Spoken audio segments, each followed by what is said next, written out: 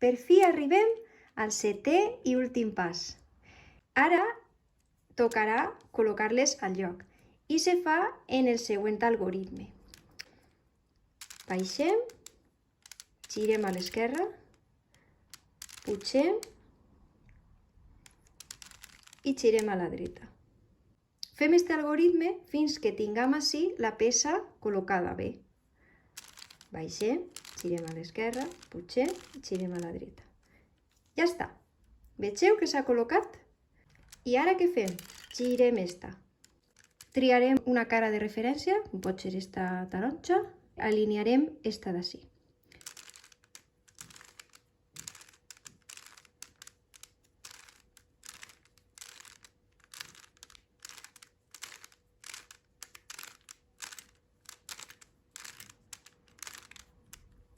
Ja està.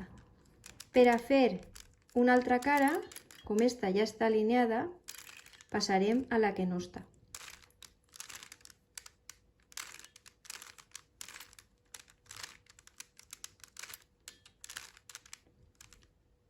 En este punt, vegeu que ja està. És simplement girar i per fi hem aconseguit completar el cub de Rubik de 3×3. Molts ànims a vosaltres per a també aconseguir-ho.